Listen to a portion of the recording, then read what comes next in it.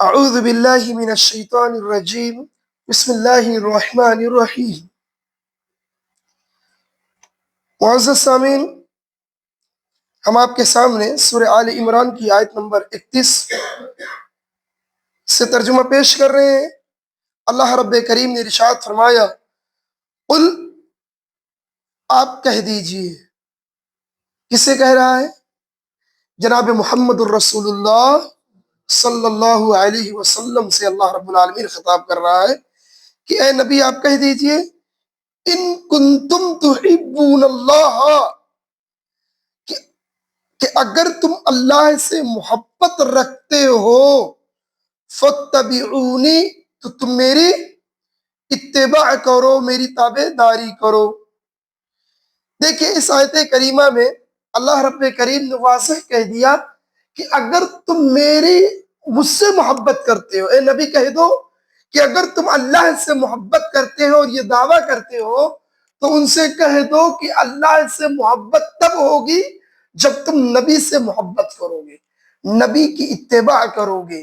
دیکھیں یہود و نصارہ یہ دونوں کا دعویٰ تھا کہ ہم اللہ سے بہت محبت کرتے ہیں، بالخصوص عیسائیوں کا یہ دعویٰ تھا کہ ہم اللہ رب العالمین سے بہت محبت کرتے ہیں، کیونکہ ان کا ماننا یہ تھا کہ عیسیٰ ابن مریم کو ان لوگوں نے اتنا غلو کر دیا تھا کہ عیسیٰ ابن مریم کو وہ اللہ رب العالمین کا بیٹا تصور کرتے تھے، بالخصوص الوہیت کا درجہ اور الوہیت کا مقام دے دیے تھے۔ تو ان کی سوچ یہ رہتی ہے، عیسائیوں کا کہنا ایسا ہے کہ ہم عیسیٰ ابن مریم کے ذریعے سے اللہ کا تقرب حاصل کرتے ہیں، اللہ کو اپنے قریب لاتے ہیں، اللہ سے ہم سب سے زیادہ محبت کے دعوے دار ہیں۔ تو اللہ رب العالمین نے کہا یہ ان کے خود ساختہ باتیں ہیں، یہ ان کی خود بنائی ہوئی باتیں ہیں، ان کے دلوں سے یہ خود بنائی گئی باتیں ہیں، ایسی کوئی حقیقت نہیں ہے۔ اللہ نے ایک کسوٹی دے دیا، ایک ترازو دے دیا کہ اگر رب کی محبت ہے، اگر اللہ کی محبت چاہتے ہو تو ایک کسوٹی پر عمل کرو، ایک ترازو پر عمل کرو۔ وہ ترازو و کسوٹی کون ہے؟ فاتبعونی، تم میری اتباع کرو۔ اب میرے نبی جناب محمد الرسول اللہ صلی اللہ علیہ وسلم کی اتباع سے ہی اللہ کی محبت ملنے والی ہے۔ اللہ کی محبت کب ملے گی؟ جب ہم نبی سے محبت کریں گے۔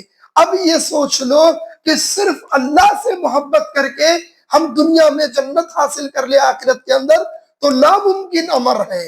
اللہ نے واضح کہہ دیا، فاتبعونی، تم میری اتباع کرو، یعنی میرے رسول کی اتباع کرو، تب میری محبت تمہیں حاصل ہوگی۔ اسی لیے جناب محمد الرسول اللہ صلی اللہ علیہ وسلم کی ایک صحیح حدیث ہے، متفق علیہ روایت، الشیخین نے اس روایت کو نقل کیا ہے، من عمل عملا لیس علیہ امرنا فہو رد، جس نے ایسا کام کیا جس پر ہمارا معاملہ نہیں تو یہ ہمارے بتلائے ہوئے طریقے سے مختلف ہے اور وہ مسترد ہے۔ یعنی کوئی ایسا کام آپ کر رہے ہیں جو میرے رسول کا بتایا ہوا طریقہ نہیں ہے، نبی کا بتایا ہوا طریقہ نہیں ہے، صحابہ کا طریقہ نہیں ہے، تو اس کا مطلب یہ واضح ہے کہ آپ وہ کام اپنی مرضی سے کر رہے ہیں، اس سے شریعت کا کوئی تعلق نہیں ہے۔ کام وہی کیا جائے گا جو میرے نبی نے کیا ہوگا، کام وہی کیا جائے گا جو میرے رب نے حکم دیا ہوگا۔ اگر یہ دونوں کسوٹی پائی جاتی ہے تو وہ کام ہے، ورنہ وہ باطل ہے، وہ مردود ہے، وہ منہ پر مار دینے والا کام ہے۔ اس کے بعد اللہ نے کیا بیان کیا؟ یحببکم اللہ ویغفر لکم ذنوبکم۔ دیکھیے اللہ نے دونوں باتیں بیان کی۔ اللہ سے محبت چاہتے ہو تو رسول کی اتباع کرو۔ اب رسول کی جب اتباع کر لو گے تو اس کا فائدہ کیا ہوگا؟ اللہ تعالیٰ صرف تمہارے گناہوں کو نہیں معاف کرے گا، اللہ صرف تمہارے گناہوں کو نہیں معاف کرے گا، یہی صرف ایک فائدہ نہیں ہوگا اللہ کے نبی کی اتباع سے، رسول کی محبت سے، بلکہ اللہ رب العالمین تم کو محب سے محبوب بنا دے گا، محب سے محبوب بنا لے گا، یعنی محبت کرنے والا بنا لے گا، اپنا اطاعت کرنے والا بنا لے گا۔ اور کتنا خوش قسمت وہ آدمی ہے جس کو اس کا رب اپنا محبوب بنا لے، اپنا محبوب بنا لے اس آدمی کو جو آدمی اللہ کے اور رسول کی اتباع کر کے اللہ کی محبت حاصل کرنا چاہتا ہے۔ لہذا دو فائدہ ہوگا، کیا کیا؟ اللہ کی اطاعت اور اس کے رسول کی اطاعت سے سب سے پہلا فائدہ یہ ہوگا کہ رسول کی اتباع کرنے سے اللہ گناہوں کو معاف کر دے گا۔ اللہ کیا کرے گا؟ گناہوں کو معاف کر دے گا۔ دوسرا فائدہ کیا ہوگا کہ رسول کی اتباع کرنے سے بندہ محب سے محبوب بن جائے گا، محبت کرنے والا ہو جائے گا۔ واللہ غفور الرحیم، اور اللہ تعالیٰ بڑا بخشنے والا ہے۔ اللہ ہر جگہ کہتا میں بڑا بخشنے والا ہوں، میں بڑا مہربان ہوں، میں بڑا رحیم، بڑا کریم ہوں۔ کوئی تو ہے جو اللہ سے مانگے تو صحیح۔ دیکھو رب کیسے نوازتا ہے، کیسے معاف کرتا ہے، کیسے اپنی رحمتوں کے سائے میں بندوں کو لیتا ہے۔ قل، پھر آگے کہہ رہا اللہ رب العالمین، اطیعوا اللہ، اے نبی کہہ دیجئے اللہ رب العالمین کی اطاعت، اور قل اطیعوا اللہ والرسول، اے نبی کہہ دیجئے کہ اللہ اور اس کے رسول کی اطاعت کرو۔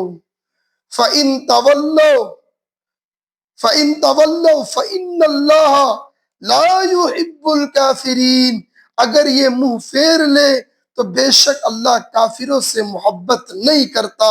یعنی اس آیت کریمہ کے اللہ رب العالمین نے واضح طریقے سے اطاعت رسول کو فائنل کر دیا۔ اس آیت کریمہ کے اندر واضح اطاعت رسول کو اللہ رب کریم نے فائنل کر دیا، اور رسول کی اتباع نہ کرنے والے کو اس سے مراد دے دیا، کافر سے مراد دے دیا، کفر کرنے والے سے مراد دے دیا، کہ جو لوگ نبی کی بتائی ہوئے طریقے سے منہ پھیرتے ہیں، ایسے کافروں کے بارے میں تذکرہ کر دیا کہ ایسے لوگ کون ہیں جو منہ پھیر لے، بے شک اللہ رب العالمین ایسے لوگوں سے محبت نہیں کرتا۔ کن لوگوں سے؟ جو لوگ اللہ کے رسول کی اتباع نہیں کرتے ہیں۔ اب ایسے لوگوں کے بارے میں ان کے دعوے دار جو یہ کہتے ہیں کہ ہم اہل قرآن ہیں، ہم صرف قرآن کو مانیں گے، ہم صرف قرآن پر چلیں گے، اپنے آپ کو اہل قرآن لکھنے والوں اللہ کی اس فرمان پر عمل کرو کہ بغیر رسول کی اتباع کے زندگی میں کچھ نہیں ہے، نبی کی اللہ کی محبت نہیں مل سکتی۔ اگر اللہ کی محبت چاہیے تو اس کے رسول کی اتباع ضروری ہے، نبی کی اتباع کرنی پڑے گی، اور اگر ایسا نہیں کرتے ہو تو تم اپنے دعوے میں جھوٹے ہو، تمہارا دعویٰ بے بنیاد ہے، فالتو ہے۔ تمہارا دعویٰ تب حق ہوگا جب ان دو کسوٹیوں پر عمل کرو گے۔ کن پر؟